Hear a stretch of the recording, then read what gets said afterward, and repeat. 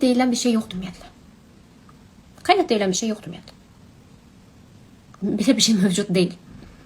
Çünki bir insan başqasını seçirsə, tutaq ki, artıq o nöqtədə o deməkdir ki, sizi buraxıb və sizi seçməyib. Və siz qəbul eləməlisiniz ki, o başqasını seçib. Kim ki, xəyanətin bir böyük bir məfhum kimi var olduğuna inanır, o insanlar sadəcə və sadəcə başa düşmürlər ki, bir insan məni yox, başqasını seçə bilər.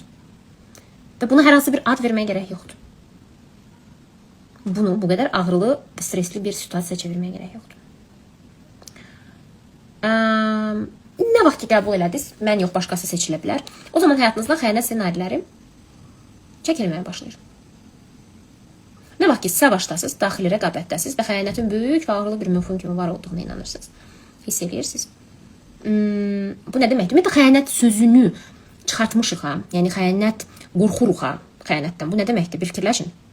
Bu deməkdir ki, mən başqasının seçilməsi variantını qəbul eləmirəm. Mənə daha rahatdır qəbul eləmək ki, mənə xəyanət olunub. Nəinki mən qəbul edeyim ki, kimsə başqasına getdi. Prosta da başqasını seçdi. Məni seçmədi, başqasını seçdi. Amma mənə rahatdır qəbul eləmək ki, mən xəyanətə uğradım.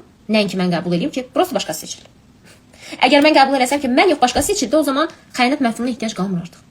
Amma yenə də deyirəm, mənim egoma rahatdır, inanmaq ki, mənə xəyanət edildi. Kimsə elədi bunu.